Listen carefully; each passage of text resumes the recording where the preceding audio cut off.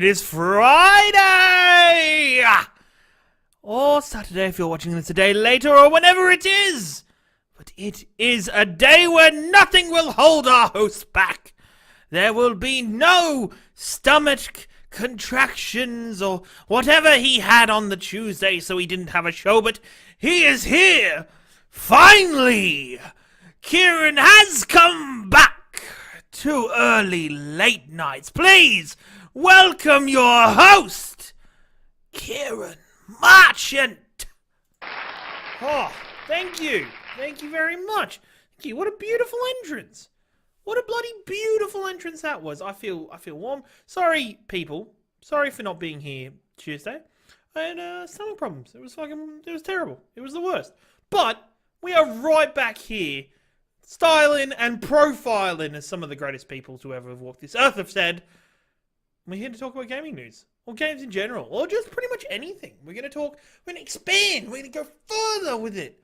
It's going to be fantastic, and I'm super excited. I'm really excited for today's episode, and I hope you are too. I've got some whinging to do first. I've got to get a whinge out of the way, and then we'll be going through the PlayStation outage from this morning. Overwatch League playoffs have begun.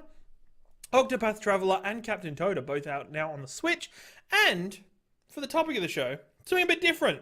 Going to bring one of my other passions in, one of the non-video gaming side of games that I really love and talk about. And we're going to bring that in, and it's going to become a bigger element of the show moving forward. So I'm excited. I hope you're excited. We're all excited.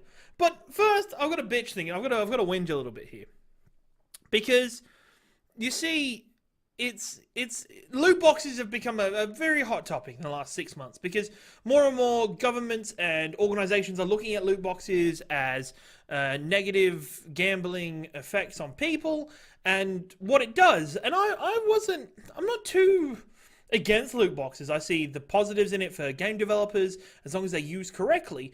But Dylan brought this up in a previous show, and he brings this up, and I've always had this thought that loot boxes should be allowed as long as card game booster packs are in the market. And I knew this was bad. I previously played Magic the Gathering, so I previously had, invested in a card game through booster packs. And I understood that. I understood when it was, payday and I'd spend $190 on a booster box. And I'd not get my money's worth, or I'd feel disappointed in it, and I'd feel down. And I got away from that. But I was stood at my local gaming cafe here in Shepherd and Guff a couple nights ago. And this was a night after a Final Fantasy, the card game, evening had happened. Players were still hanging around talking. And then all of a sudden they started buying boosters. And they'd come up, they'd buy boosters, they'd walk away. One person at a time, they'd each do it.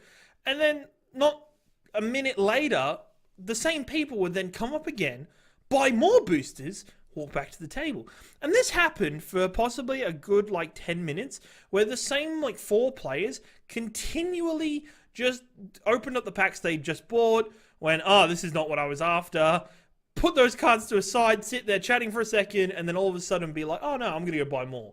Instantly. And there was all these small transactions. They weren't big things. I think all in all, they opened a brand new booster box that night and it was empty by the end because of these people constantly. And that sounds ridiculous to me. To me, as these people that are looking at gambling problems, those things you need to look at. Motherfuckers better start looking at those booster packs, because that's gambling. That shit is properly gambling. When those cards has a monetary value to it, and you can then sell on those cards for profit later on, where a pack could not be worth the $7 that you paid for.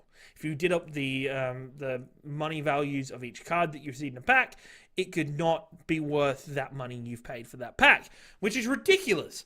How is that not being looked at? Where in loot boxes, I'm always going to get something, and there's no money as long as there's no money value involved to the items, it's not gambling. I'm getting what I paid for. I paid to be part of a lucky dip. And it was just a thing that I saw, and I actually openly said this. This is cardboard crack. It is cardboard crack for these people. That, these people that would buy card game packs, come back and still have all their packs, and and just not get what they want. And so I even asked them, why do you keep doing this? Why don't you just buy a lot and then walk away? And they're like, well, no, just in case we get what we want in the first couple packs, or do I buy a pack, or how much money do I need for fuel? And you're like, oh my god, stop, please. So that was just a small, it was just a thing that I witnessed, and I wanted to put it out there that these people should look at booster packs if they're going to look at loot boxes, because booster packs are fucking terrible. They are so bad. I'm just leaving it there because I could probably whinge about booster packs for the next 20 minutes, but I'm not going to. So, if you weren't aware today, earlier this morning, that PlayStation had an outage. Nick, you just said in chat they're both gambling. I agree and disagree at the same time. I think loot boxes can be different. Booster packs in general is just bad. But, anywho. PlayStation outage this morning. So this morning there was a notification put up by PlayStation themselves that there was an issue and an outage going on with PlayStation Network that was interfering directly with multiplayer games on the PlayStation. So Fortnite, Destiny 2, anything required any form of multiplayer compatibility or just multiplayer ability was not working. And so this was an interesting time because season 5 of Fortnite just began. There's a new map out. There's like buggies and stuff in the game now. It's a whole bunch of things, and it's just come out. And so players to have this instantly on PlayStation where there's already problems for Fortnite and people wanting there to be cross-platform play with PlayStation and now having that same issue, but even though they get to play by themselves on PlayStation, shit's not working. Shit is not working. People couldn't queue up for games. People couldn't make parties with their friends to play the games. People couldn't do much with the games they had purchased or were planning to play, and they just had to sit around and wait. The outage was resolved early this afternoon, so there was a couple hours of outage with players having, impacted this in a vast variety of ways. It wasn't one particular way, though. There was people that were able to play. There was people who were just getting 25-minute queues, and then they were eventually able to get in a game. And it was a big impact on PlayStation's gaming community. It was a big impact on them. And for me, it brought up the question as a bit of an outsider looking in, and I do have a PlayStation, and I enjoy PlayStation, but I don't call myself a fanboy, that as an outsider looking in, it's quite bad how often we see PlayStation or hear PlayStation having issues with their online markets, having issues with their online network and services. And, if this is in the case of it going down, it not being functioning correctly, it being hacked, or there being security information lost, and it seems to happen quite regularly. Not every week, but it seems to be consistent. And it always seems to be PlayStation. Always seems to be PlayStation, which I think is a terrible thing. For the number one PlayStation, like the number one gaming system in the market currently, is not able to provide a better service than the rest, though. Xbox Live, I barely hear anything about Xbox Live going down, or unplanned maintenance, or outages, or being hacked, or security problems. Nintendo Switch, even though their online system is very much in its infancy and not used as much, I don't hear as much about that. I don't hear about any problems except for their shitty voice command app. And, that's getting improved. That's getting built upon with this new system. So, PlayStation, I'm often a bit disappointed. Xbox had issues not long ago, apparently, Dylan said. More people write about Sony, so people like you click on it. I don't think so. I do. You're probably right, but from my opinion, when I look at it, it's very much Sony. I click on it just because I'm putting together a new show, Dylan. I didn't really care. I was doing what a normal person does with a 9-to-5 job, and I was at work during this outage, so it didn't impact me, but it impacted Americans. I haven't heard about Xbox, so that's probably my fault for not researching, but I don't see the problems as often anywhere else. And maybe that is because it is the premier platform. It does have a wider coverage, so more people are talking about it. But I think for me personally, I dislike PSN, so I'm already biased on this. I dislike the functionality of PlayStation Network. I don't like the PlayStation Wallet. I feel like it's always, in my opinion, it's clunky. Whereas I'm sure if Dylan wishes to chime in chat now, he's going to tell me that Xbox's marketplace is clunky. So, and exactly, I do only see what people report on. because I'm not experiencing the Xbox issues because I don't turn my Xbox on. Literally at the minute, turn my Xbox on so I can turn my PlayStation on. That's bad. But yeah, so I'm only seeing, and I like to keep an eye on this and do some more research, and I will keep an eye on the Microsoft situation more, just so I can compare it better. Because at the minute, I think there is a lot of work that PlayStation needs to put in on the PlayStation Network, just for stability, just for more user friendliness. I think it could be better. That's my opinion. Tweet at me at your boy Ringo or at Explosion Pod. Use the hashtag ELN. Tell me what you think. Tell me what's up with you. What do you think? Do you hate the network? Do you like it? What could be done better? I'd like to hear it, and I'm sure Sony would like to hear it as well. Moving right along. This is my little passion. It's my little passion, and I wasn't going to talk about this until I watched this last night. So, Overwatch League happening at the minute. It's just returned with its playoffs, and I wasn't going to talk about this. I wasn't going to go into it because it's already big news. But then something happened last night. So at the minute, this week, there is the lower bracket of the playoffs happening with Philly Fusion facing off with Boston Uprising and London Spitfire facing off with LA Gladiators. And they're facing off in sets of 3 matches. So they'll have 3 matches of 5 games a match over the next couple of days to work out who's going on in the playoffs, and the other one is knocked out. And it seems like a biased segment, god damn it. But it's a huge event for many reasons, not just because it's Overwatch and I love Overwatch and I'm a part of that community, but because Overwatch has just signed a deal with ESPN and Disney to play all of the games from the playoffs live. So on ESPN, there's going to be a feature show, and then on Disney XD, there's going to be the actual games and the actual event hosted. And so we already saw changes in Blizzard's broadcasting. They had little segments of teaching people what different maps mean in Overwatch. They had more user-friendly kind of casting and commentating.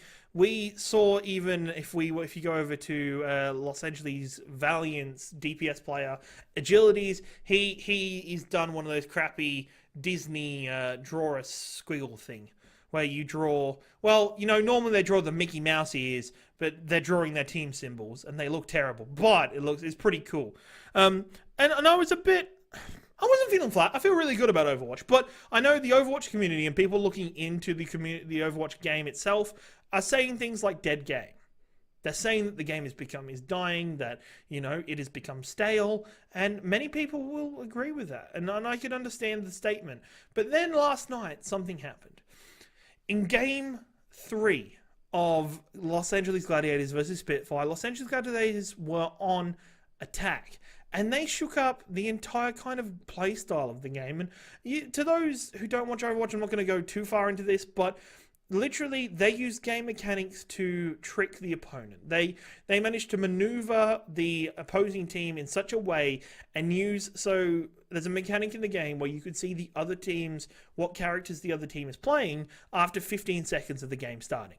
And so the Gladiators picked a character and ran this dive, and the team setup is normally really normal, and it's pretty predictable, and so they played it out. And then after the 15 seconds, and once the rest of the team was in position, it was realized that the one player had stayed in spawn and changed to his Widowmaker, flicked up, and just destroyed the whole team because they had moved themselves into an easier spot for him to kill. And it was fantastic. And exactly, Dylan's just said, how can a game be dying when it's just announced it's coming to ESPN, whatever. That's the thing. People have said that, yet it's being brought to ESPN. They've just got new sponsorships with Dolby Atmos, Spotify, I think Cheez-Its, Sour Patch Kids they already had a sponsorship with.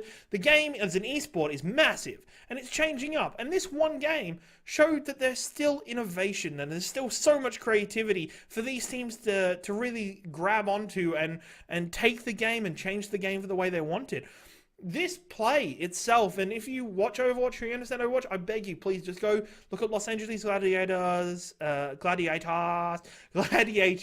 Kings Row attack from playoffs.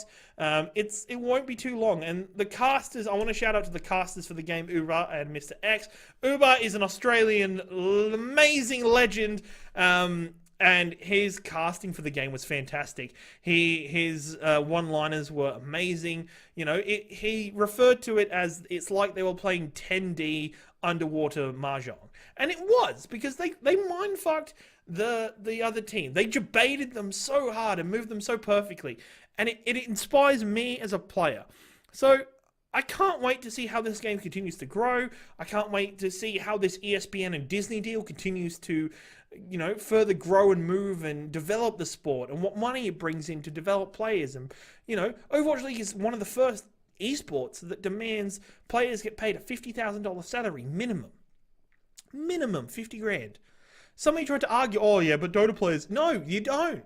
Even though Dota 2 currently has, you know, the international running, they have a month to go of crowdfunding. They've already raised $20 million for their prize pool, but that isn't guaranteed money. Where these players have guaranteed money on top of their winnings.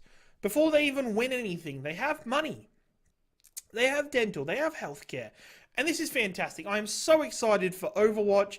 I'm excited for its effect on esports, and I'm excited for how it impacts the esports landscape, because I think it is absolutely fantastic. I think it's such a great platform. It's such a great way to be that I'm excited to see how it grows and continues. So please tune in on twitch.tv/Overwatch League. When it plays, it's normally, I think it's, not sure, there wasn't games today, but I believe there's games Saturday and Sunday. There might have been games today. I need to double check that for my own knowledge. The games are going to be fantastic. These are the top 6 teams out of the whole league for this season, and it's going to be fantastic. And Overwatch and Gladiators are my boys. They're my guys. So I'm excited to see how the team goes and how they continue to prepare for the event. It's going to be fantastic. I'm excited. Now, Nintendo Switch. If anybody doesn't know, I love this console. This console is fucking amazing. The general use of this console, its growth and development, its catalog is fantastic. Just the little things, you know, even like bringing on games like Hollow Knight has been great. And this week they've had another great week, another fantastic week with 2 games that have come out that I'm really excited for. One, and the other one has had a lot of excitement for the gaming community with it. So first one is the one I'm super excited about, which is Captain Toad. So this was Captain Toad Treasure Tracker was on the Wii U, and it was, I hate you, Dylan. And it was a fantastic game. But many people like me didn't get to play it. Didn't get to touch it because, let's say it together, folks, it was on a Fisher-Price piece of crap. It was on a terrible, terrible piece of crap machine that nobody wanted to touch. And so this game was hidden, and there's so many people and so many members of the media or the gaming community that are like, port this to the Switch, port this to the Switch, bring this to the Switch. And this is the game that I wanted ported the most. I desperately wanted this port, and you will bet I will be playing this next week on stream. I can't wait. I'm so super excited and pumped to play Captain Toad. And so they've actually gone through the game. They have changed some of the things. There was some mechanics for like blowing on the microphone to move some blocks. They changed over some of those mechanics. They brought in some new levels. There were levels at the end of the original from Super Mario's World 3D where, you know, it brought some of their levels. This time they've actually changed that and they've brought levels inspired by Super Mario Odyssey, which is amazing. It's going to be so good. All the reviews are people are loving it, saying it was a perfect game to port.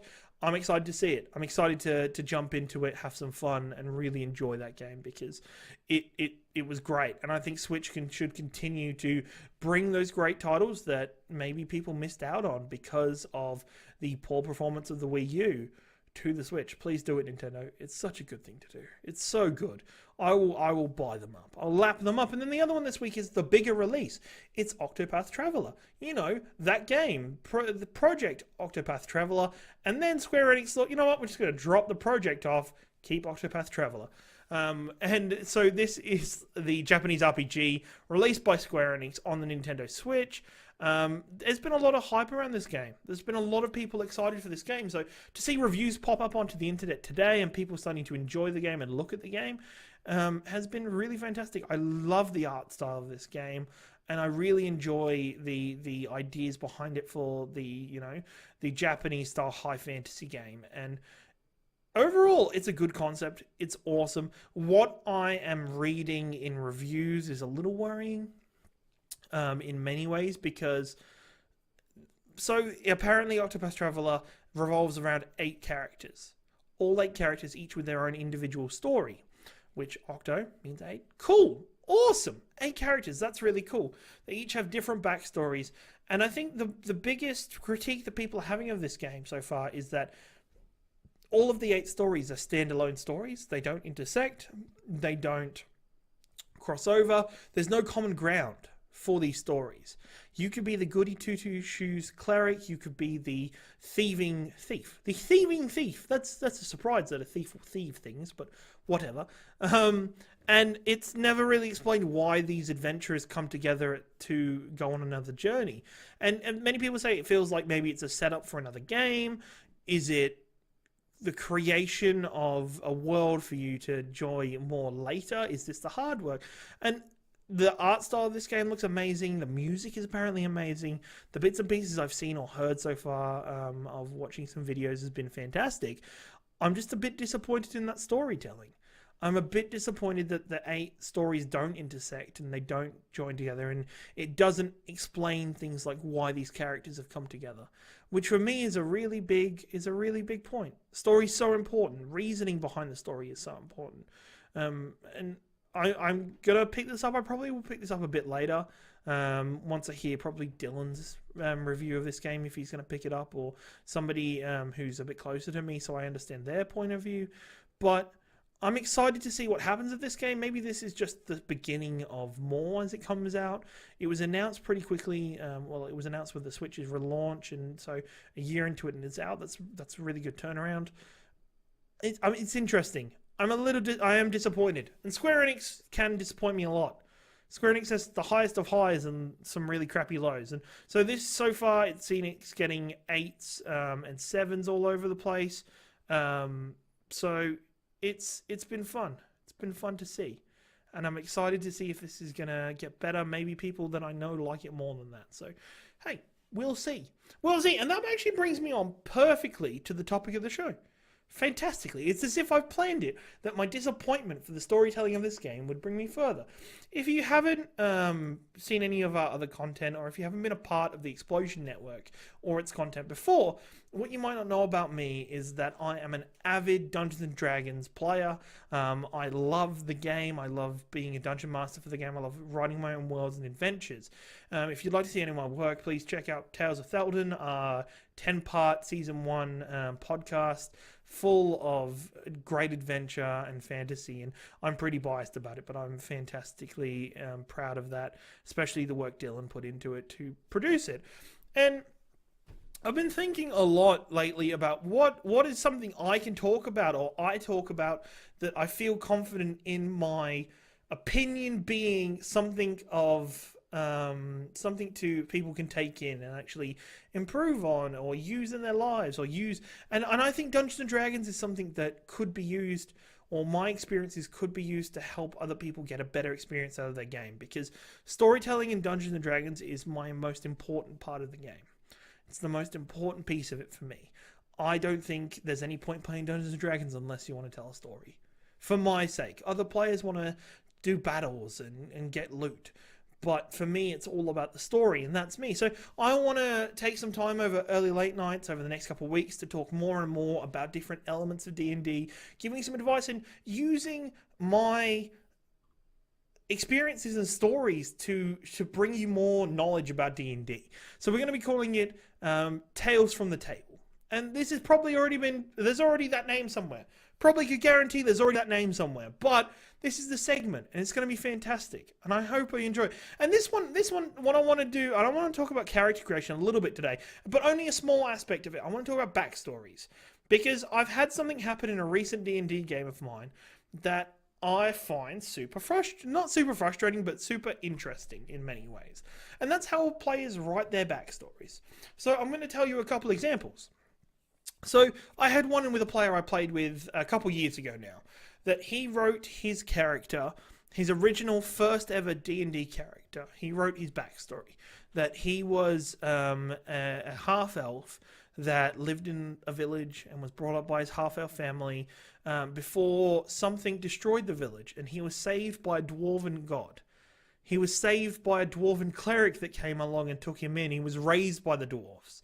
He was brought in and made a member of the dwarven tribes. He was inducted. And this story played on, and this story continued. And more and more about this story grew to be epic in proportion. And my biggest thing about this is many people write their D&D backstories to have these epic beginnings, to have gods intervening, to be the greatest champion of their army, to, you know, live out their days already as a big hero already. And that's not what D&D is about. And there's a term for this in the D&D community. We call them Special Snowflakes.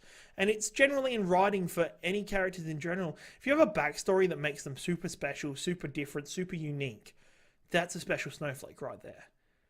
That is a character that has a weird beginning. And for me, you've got to look at characters. Their backstories aren't supposed to be their adventure. Their backstories aren't supposed to be their epic tale. Their backstories are supposed to be the beginning, the prologue to their epic adventure.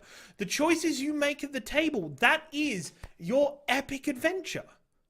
That is where your character becomes a hero, becomes a villain, becomes the king of the seas, becomes the greatest thief that ever roamed a land.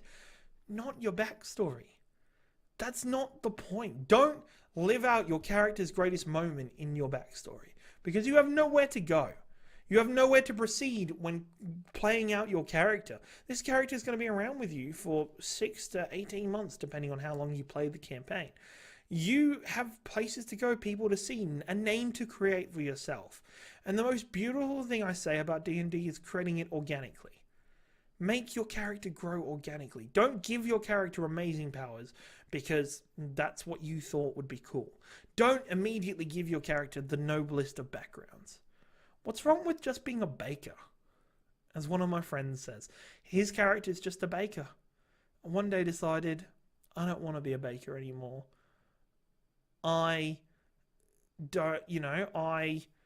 want to go out and adventure. And that is the most amazing thing. And hey Zyga, how you going? Zyga's saying in chat, he's trying to learn how to be a good DM having never played the game at all. And that's a thing. And that's a really big thing.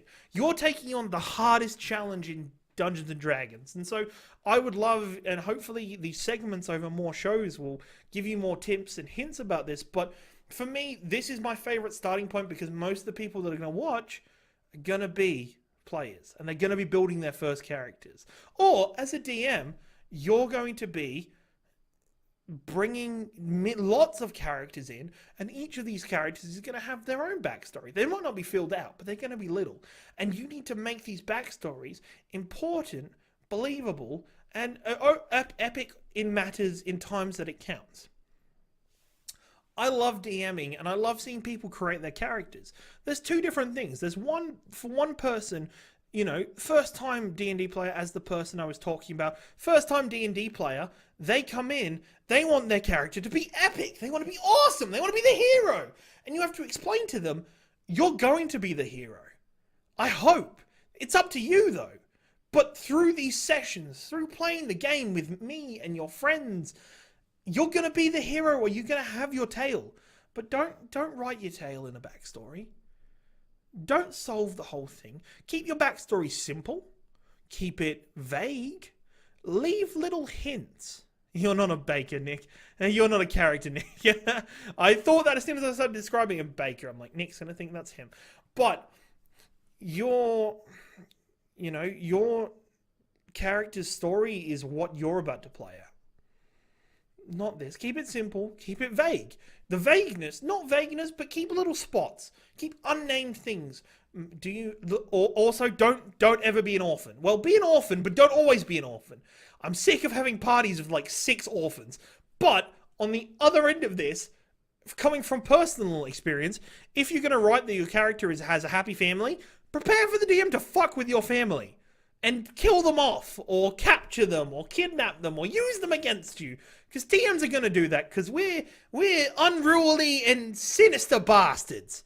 And I can guarantee that from my case, but it's going to make a great story. Keep things vague. Put details in, but let the DM build more and more of that into your character. You know, build slots in and just talk to your DM about your backstory. Be like, okay, this is what I want. This is what's going on. Let's build up. And so if you go and check out the Tales of Thalden backstories that we have posted on explosionnetwork.com, those are stories that I have worked with the players on. So I spoke to the players about their character. I then wrote the basic backstory. We talked again. We added some elements. I then either gave them the backstory so they could continue and add to it themselves, or we finished it up, neatened it up, and posted it. But there are things to all of those backstories from Tales of Thalden that they don't know, that they don't have reasons for, that we're going to explore during the campaign. We already saw this through Season 1.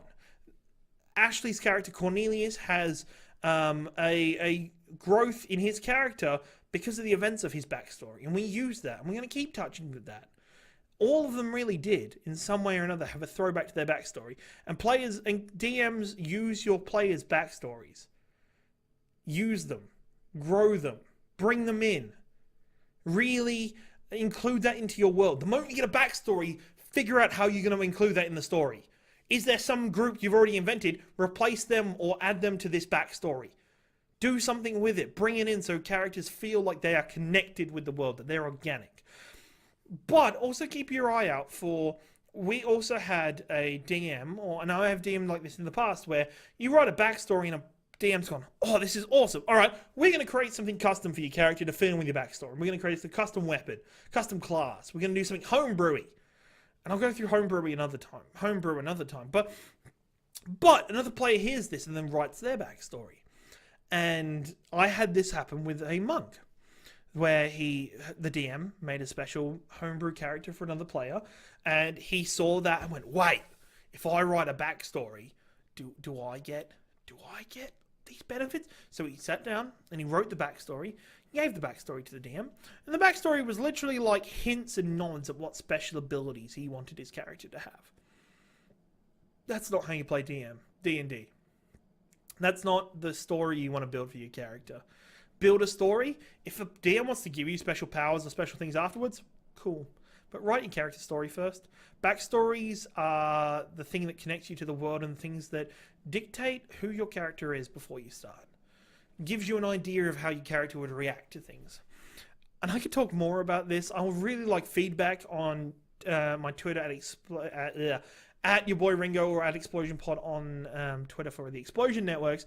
If you want to hear more D&D stuff, should we have a bigger show? Should I take more time to talk D&D? Because I am super passionate about this. Save the special moments for your character for the game. If you've got any questions, feel free to hang out after chat, to talk. This has been episode 33 of Early Late Nights, and I've been your host, Ciaran March, and thank you very much for joining me. It's been fantastic. We are live here each and every Tuesday and Friday, unless I'm dead, at 6:30 p.m. Australian Eastern Standard Time. We hang out. Come chat with me in the chat. Come give me ideas. Come yell at me. Come be a part of the show. But if you can't make it live, that's completely fine. The next day on youtube.com/Explosion Network or any good podcasting services, search up Early Late Nights. The VOD or the podcast audio will go up there for you to listen back to and be a part of the show anyway. Thank you very much for joining me. It's been a great night. It's fantastic. Can't wait to see you next week. See you later.